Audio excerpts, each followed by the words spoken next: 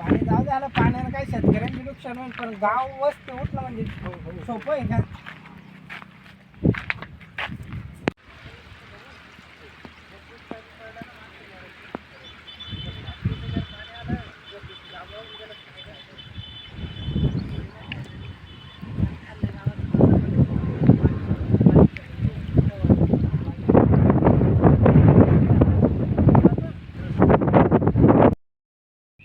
आज आपण सारवी पिंपरी धरण, ज्याला रावरखेडीचं धरण असं देखील म्हटलं जातं, या मध्यम प्रकल्पावरती आलो आहे.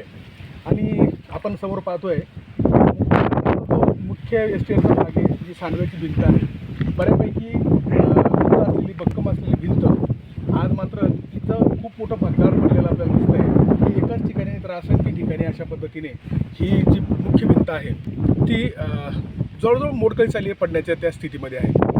योगायोगाने आज असं आहे की आज 1 ऑगस्ट आहे आणि वंदनीय बापूसाहेब खेम पाटील माजी मंत्री या परिसराचे जे होते, या परिसराचे जे सुपुत्र होते, त्यांच्या दूरदृष्टीतून या परिसरातील हे सगळे मध्यम प्रकल्प, लघु प्रकल्प हे आकाराला आले आहेत. आणि हे धरणं झाल्यामुळे हा भाग सुपीक तर झाला आहे. इथलं जनजीवन त्याच्यावरती फुललं आहे. पिण्याच्या पाण्याचा विषय असेल किंवा शेतीच्या पाण्याचा विषय असेल. कदाचित बापूसाहेबांच्या दूरदृष्टीने अशा पद्धतीचे प्रकल्प या भागात जर उभारले नसते तर कदाचित या परिसरातला सगळा जो सर्वसामान्य वर्ग आहे, सर्वसामान्य जी जनता आहे, त्यांना कदाचित ऊसतोडीला जावं लागलं असतं. किंवा आपण परभणी आणि त्या परिसरातल्या जनतेचे हाल पाहतो की पाण्यामुळे त्या लोकांना अतिशय भटकंती करावं लागते जीवन जगण्यासाठी. अशा त्या आमच्या थोर नेत्यांच्या दूरदृष्टीतून हे जे प्रकल्प उभारले गेले ते साधारण एक 35 वर्ष या प्रकल्पाला उभारून झालेत. आणि 35 वर्षाच्या कालखंडानंतर अतिशय सर्वसामान्य जनतेला, शेतकऱ्यांना मदतीचं होईल, उपयुक्त होईल, त्याच्यावरती आमच्या सगळ्या मंडळीचं जीवन व्यापन आहे. असा हा जो प्रकल्प आहे, आज मात्र त्याच्या प्रमुख भिंती अशा पद्धतीने मोडकळीस आल्या आहे. आपण ही भिंत पाहू शकतो आणि मुख्य भिंतीची संरक्षण भिंत पाहू शकतो. तिथे मोठमोठे भगदाड पडलेत. अतिशय जीर्ण अवस्था या सगळ्या भिंतींची आणि ह्या संरक्षण भिंतीची झाली आहे. प्रश्न असा पडतो, 100 वर्षापूर्वी इंग्रजांच्या कालखंडामध्ये काही बांधकामं, पुलांची बांधकामं झाले, धरणांचे बांधकामं झाले. आजही ते बांधकामं सगळे सुस्थितीमध्ये असताना 30 वर्षामध्ये, 35 वर्षामध्ये कॉन्क्रीटच्या बांधकामं आमचे का बरं अतिशय मरणप्राय स्थितीमध्ये येतात? काय याला होत असेल असं की आमचीच लोक कामं करताना योग्य गुणवत्ता का राखली जात नसेल? मग याच्यामध्ये ठेकेदारीचा विषय आहे. व ठेकेदारांची चूक असेल की अधिकाऱ्यांची चूक असेल? कोणताही ठेका असला तर त्यामध्ये 2 पैसे मिळतातच. मात्र ते मिळताना आम्ही आमच्याच राष्ट्राचं, आमच्या देशाचं काम करताना, आमच्या जनतेचं काम करताना, शासनाचं काम करताना त्याच्यामध्ये दर्जा मात्र राखला जात नाही, ही खंत आहे. आणि हे असं होताना मागच्या वर्षी ह्या भागामध्ये मोठी अतिवृष्टी झाली होती. त्यामध्ये अनेक गावांना त्याचा फटका बसला. शिंदाळसारखं गाव असेल, सातगावसारखं गाव असेल, वाणीगावसारखा परिसर असेल, त्या ठिकाणी शेतकऱ्यांचे जनावरं वाहून गेले, जीवितहानी, प्राणहानी त्या पशुधनाची झाली. शेतीचं मोठ्या प्रमाणावर नुकसान झालं. आपण जो हा धरणाचा परिसर पाहतो, इतका मोठा पाऊस झाल्यानंतर, इतकी या धरणाची वाताहत झाल्यानंतर ह्या आमच्या गतिमान म्हणणाऱ्या प्रशासनामध्ये मात्र वर्षभरानंतर देखील ह्या अशा कामाला का बरं सुरुवात झाली नसेल? आमच्या अधिकाऱ्यांचं महत्त्व पटलं नसेल का? याच्याकडे कोणाचं लक्ष गेलं नसेल का? असा अतिशय चिंताजनक, मनाला खेद निर्माण करणारा प्रश्न निर्माण होतो. जी परिस्थिती ही आहे तशीच अनेक शेतकऱ्यांची शेती ज्या मागच्या पावसामध्ये, पुरामध्ये वाहून गेली, आजही आपण त्या ठिकाणी जर जाऊन बघितलं तर मोठमोठे भगदाड त्या शेतीला पडले.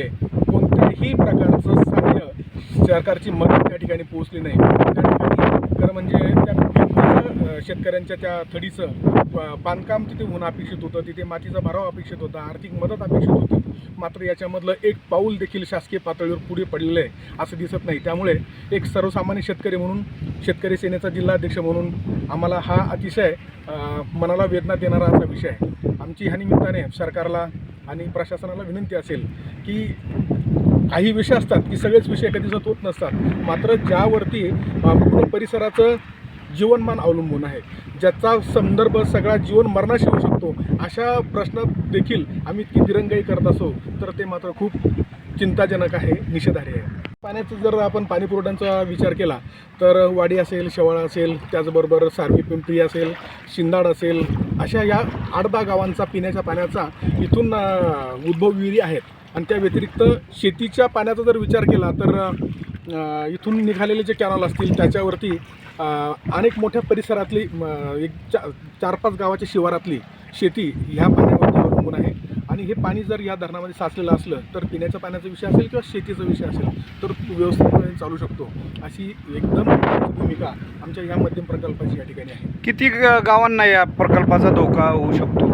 जर अशा पद्धतीनं दुर्लक्ष झालं आणि ही भिंत जर पडली तर इथून पहिलं गाव पाणीशेवाडी सुरू होतं, त्यानंतर खाली आपण निंबोरी, वानेगाव असे जे काही गावं आहेत या गावांना याचा मोठ्या प्रमाणावर फटका बसू शकतो.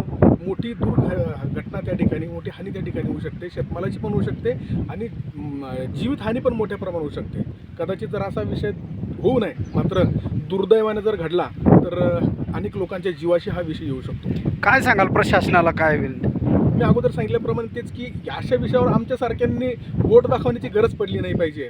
प्रशासनाने आपल्या पावलाने चाललं पाहिजे, काय केलं पाहिजे काय नाही केलं पाहिजे याचं पालकत्व प्रशासनाकडे ज्यांच्याकडे या धरणाची जबाबदारी असेल, ज्या डिपार्टमेंटकडे या धरणाची जबाबदारी असेल, यांनी तर यांच्या देखभालीचा जो अहवाल असतो तो दरवर्षी वरिष्ठांना पाठवतात, जिल्हाधिकाऱ्यांना पाठवतात, प्रशासनाला पाठवतात. आणि ही अशी स्थिती असताना मग यांना अजून काय अपेक्षित आहे की तेव्हा या अशा पद्धतीने कामं जी आहेत ती होतील, याची तेव्हा ती दक्षता घेतील आणि लोकांच्या जीवना मरणाचा जे विषय त्याला कधी हे लोक प्राधान्य देतील असा तो विषय आहे.